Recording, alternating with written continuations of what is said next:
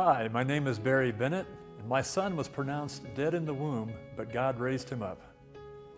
My wife Betty Kay and I were married in January of 1978 while we were attending Bible college in Dallas, Texas. And in August of that year, we went forth to Mexico as missionaries. What we didn't know at the time was that she was already expecting our first child. And so we arrived in Mexico without that knowledge, but a couple of months later, it became apparent that she was indeed pregnant. A few days after finding that out, perhaps a week or two had gone by, she began to experience severe difficulties in the pregnancy, a lot of hemorrhaging, and we became quite concerned. And though we didn't speak Spanish, we sought out a Mexican doctor who did speak English, who had been trained in New York, and we went to him for a consultation. He ran a number of tests on Betty Kay, including a sonogram, which was somewhat new at the time. I took her home after that visit, and the following day I came back for the results and spoke with the doctor, and he showed me the sonogram. And what he said to me was that the fetus, as he called it, had died, the sac had collapsed, and the hemorrhaging was this beginnings of a spontaneous abortion. He said that within a couple of days, the fetus would pass and that she would be all right after that. I heard what he said with my head, but with my heart, it did not enter in. I did not receive his words with my heart. I knew something different. We had known she was pregnant for a few weeks, and we had a very sure word in our hearts that we were going to have a son and that his name would be David.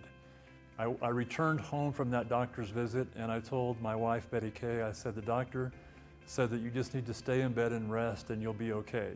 I didn't tell her what he really had said because I decided not to believe what he had said. I had a different word from God.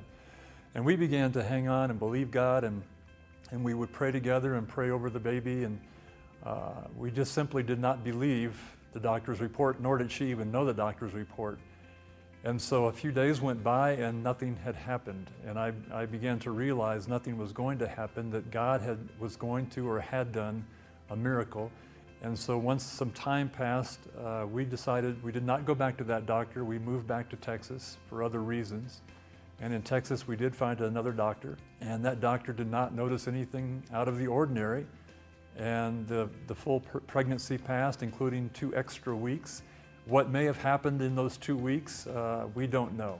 But we do know that David was born 2 weeks late, but perfectly healthy, with no complications and no problems. And he's 34 years old today and is a blessed young man.